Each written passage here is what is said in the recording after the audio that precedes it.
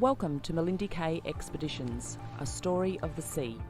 From a salvaged sunken vessel to her restoration and adventures beyond the horizons.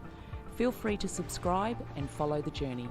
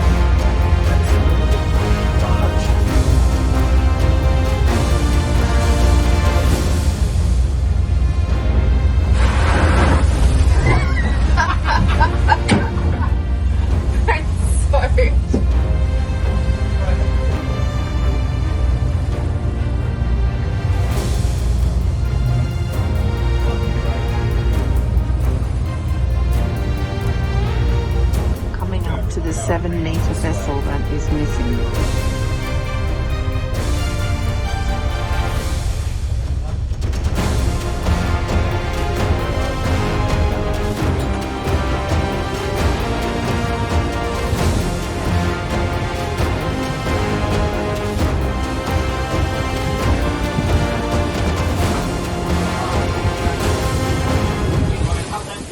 When we were coming past Cooktown, it was quite blowy, very rough, 25 to 30 knots, and we were contacted by Reef VTS that a ship had reported an unmanned craft in the shipping channel, and they estimated it to be around 7 meters. So they've asked us to head back north to find it. We searched around for quite a while, and it ended up being about 3 miles further north than the coordinates that the Reef VTS gave us, and this is what we found. So the police are aware of it. They've got to contact us yet so that they can come and get it. So, but that's why we have this on board. So we are starting to head south. Well, we've already been south from Lizard. We've been punching some big seas, so we haven't done much filming because we've been trying to hold on, I guess, and buckle everything down. But we're heading south now and heading maybe to Fitzroy or south of Fitzroy today. Just coming out to Cape Grafton now, but it's blowing. It's still blowing. It never stops blowing. There's a good 25 knots there now, so we're just in the shallows going across to Cape Grafton. So we'll poke our head around the corner and have a look, but I don't know, we might even just stay there and might steam tonight down the coast a bit more. But it's still blowing pretty heavily. We've put mega tons of salt water over this boat since we've left. Okay. Yeah, totally. And Brent and Amanda have jumped off. Their son purchased a vehicle in Cairns, so they've jumped off and they're actually going to do a trip south by car, visiting a few spots along the way and doing lots of bushwalks and climbing mountains. So yeah, they've headed off and we will catch up with them again down towards Gladstone or even Harvey Bay. We'll be soloing it from here on in. Yeah, solo. Things are a lot harder now that we're soloing. It's easy when there's plenty of people on board. But yeah, but we did a great job today. We got out of the marina. Yeah. And in the wind and got all the ropes off, and as you can see there's a lot of water breaking over that bow. It's just a chop, just a short chop, that's all. Just steamed across from Cairns. We thought we'd stop here to have some lunch at Fitzroy, and it is calm as last time we were here. On the way up it was rolly as hell, but it's still blown pretty hard out the front there, but nice and calm in here. So Marine Parks have provided moorings everywhere up here. We've just picked up one of these moorings in really good condition, and it states what size vessel and to what strength of wind that it can sit on, but so much easier than dropping the anchor. So all these guys are on moorings. There's quite a few more here. A beautiful little spot.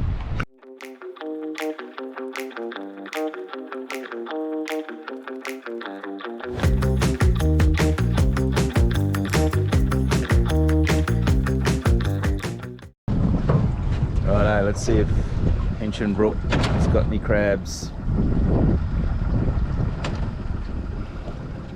They must be doing all right here, because the mud crabbers have got a few pots up in here, so they don't crab here for nothing. So let's see what we can produce.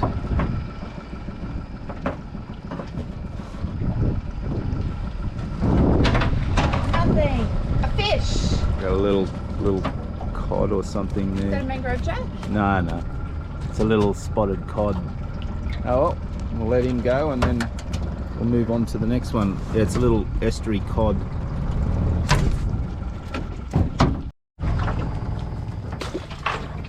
Back she goes.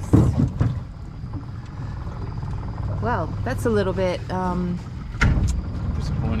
disappointing. We thought there'd be lots of crabs in here. Anyway, let's go and check one last spot. It is winter time, so you know things are different, and you can't just turn up into a creek and find crabs. It takes a while to find them where they are at that time of the year. You know, so winter time they could be out in the deeper water, but you know, coming in and putting pots in for one night and not catching anything, it's not a sign that there's nothing here. You just got to locate where they are. You know? So anyway, check the last pot. See how we go.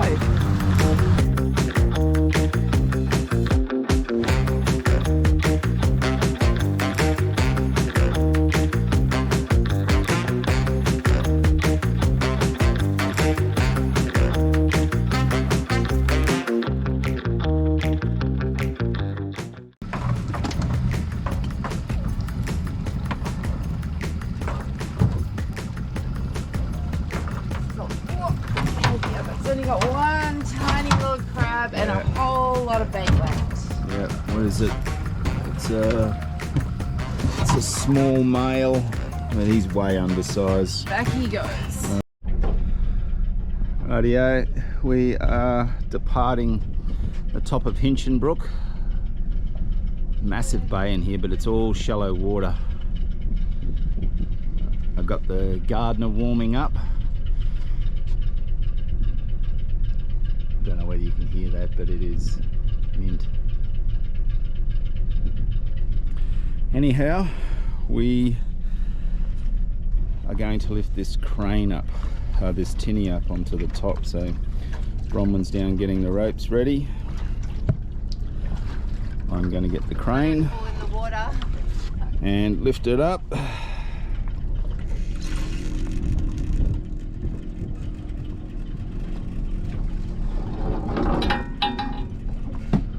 Right. This rope sometimes gets caught on the side of the pulleys, and we've got to make sure it's straight, otherwise it gets locked in. See, it just got to come back up into there, otherwise it'll get jammed down in between the pulley and the crane. All right, I think she's just about ready down there, so let's lift her up.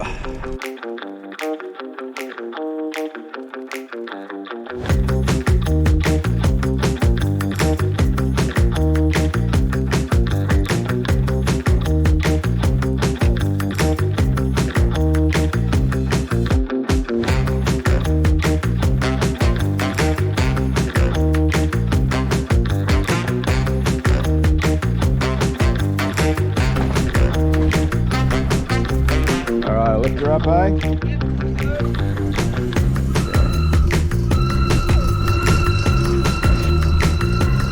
Alright, once it gets out of Bronwyn's reach, she'll come upstairs.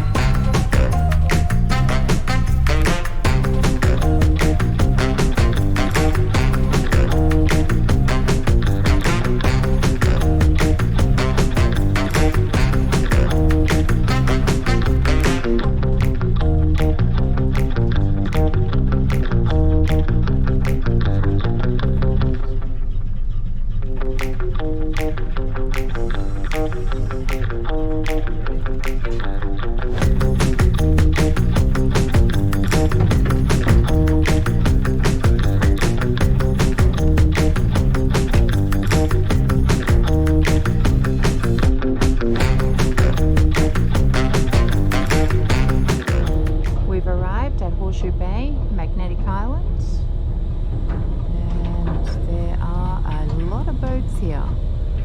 So we're just trying to find somewhere that we can anchor that is going to give us enough swing room.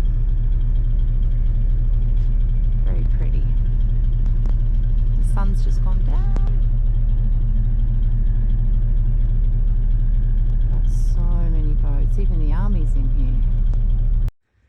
Beautiful sunny Magnetic Island. Looking pretty schmick today.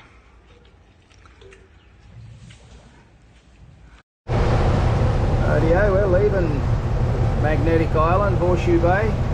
Thousands of boats in there, but God Almighty, it's been calm now. We are going to make the most of this good weather. We've got about 5 days of good weather, so we're going to head out to the outer reefs and spend a few days out there making our way south. This island is beautiful. A lot of people here, and that's what we're finding a lot along our journey, is there's volumes of people everywhere. Anyway, that's our plan today. Have a look at that weather. We ended up at Bowen, of all places. So we have punched 25 knots of southeaster for weeks coming down from Lizard Island, and we got out past Magnetic and it was starting to blow again. We thought, oh, ram that. So we've just come down to Bowen here. So in that little place in there's a little restaurant, a little bar on the beach. We stopped there on the way up and it was fantastic. So we're going to go back in there tonight, have some dinner and a few beers and a walk along the beach. So that's why we're not out at the reef, even though the weather is not too bad for being out there, but we just couldn't face another punch, could we? No, but it is getting very cold, hence why we're all rugged up. Yeah, it is getting cool, eh? Yeah, it's a bit cold. Potentially have a fish on. So Des has the rod up here, and he is... And the old Alby. It's the Alby, and the new rod we bought.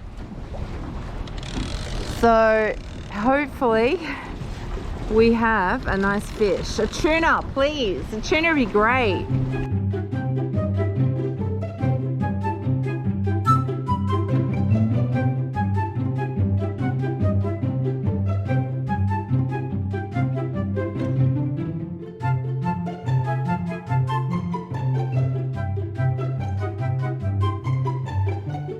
Beautiful early beach. Just arrived, and it's like Queen Street in here. There are boats everywhere. So we're just going to go and grab some dinner and go and do some shopping, and then we're going to head out towards Hayman Hook. But look at the size of this cruise ship out there. I don't know if you can see it, but it's huge. So hopefully there's no COVID on board. Anyway, we're going to go shopping, so we'll go and get dressed and grab some dinner and get our provisions for the next few weeks until we get back to Gladstone. We are always busy on this boat. You would think that because we're on a boat we could relax a little bit, but there's so much work to do on these things. It's unbelievable. It's just like a house. Anyway, I'll just show you what my startup is of a morning. So we're going to take off now. So what I've got to do is, under this floor here, I've got all of my stern glands. So I've got the stuffing box in the back bedroom and then the stern gland right at the back. So they've got to be greased. I've got to come along, I've got to check the oil and the water, the header tank for the auxiliary. So that's the header tank. I'll check the oil, and that's the fuel tank for the generator. So that's getting pretty low. I think you can see it's about there. So it's getting pretty low. So I've got to transfer some fuel. So I've got to open up some of my valves here in my transfer pump. In the transfer pump there, and so I can fill that tank up. I'm pretty right for fuel in my day tanks. I've just done those a few days ago, so they're up here. There's about 400 litres in that tank and that tank over there. So that's all good. Hydraulics, my hydraulic oil tank. There's the sight glass for it, that's all good. This is the sight glass for the header tank cooling water of the main engine. So I just turn that on and check that. That's where it is every morning. And when it gets hot, it expands up to here. So that's all good. Check that. And then that one over there is my power steering pump oil. So again, it's got a little valve on it there just to check, and you can see the levels way up here. So that's good. Make sure that all of my fuel is turned on that I need. All right, that's on. And that one's on. And then it's into my filters. So I've got two filters here. Fuel comes in at the back. You've got two valves there. So there's one there and one there. So this one is turned off at the moment. So I've been running on this one. I've done about 100 hours or so on that one. Just a couple of days ago, I opened up the fuel to go into that filter and coming out. All right, so I've got to change that. Might do that tomorrow or something. Okay. All right, then once that's all done and checked, I'll go and I'll check my oil down there, check the oil of the main engine, and then I'll come around and I have to check the oil in the gearbox. Okay, so now that's done, what I'll do is I will now come over to my DC board here. All right, open that up. Now these are my start batteries. I've got two banks. So one of them, starter 2 is on at the moment, and I like to utilize them. So if I needed a parallel, you just need to turn the both of them on. But I utilize each one. So I'll turn that one off, that ran yesterday, and I'll run on this start bank 1 today. Then it's my engine room fan. That's all got to be turned on. So I turn that on, and that comes down through that big vent up in there.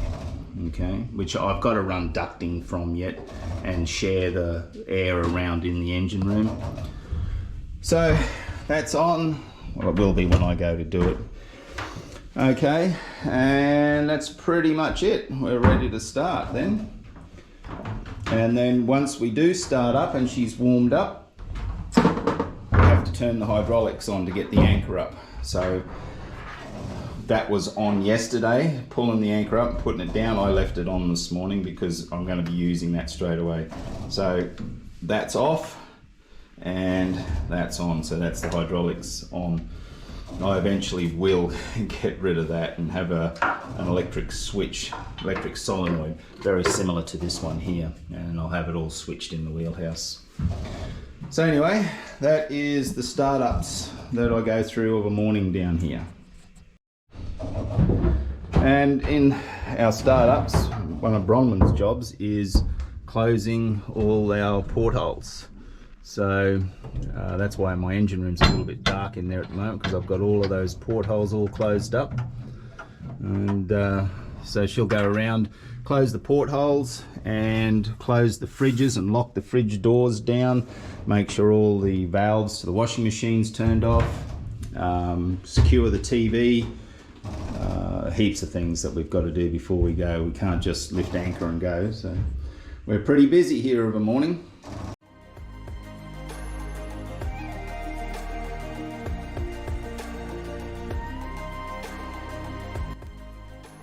Thanks for taking the time to watch this episode and following our adventures. Join us next episode for more action on the stunning Great Barrier Reef.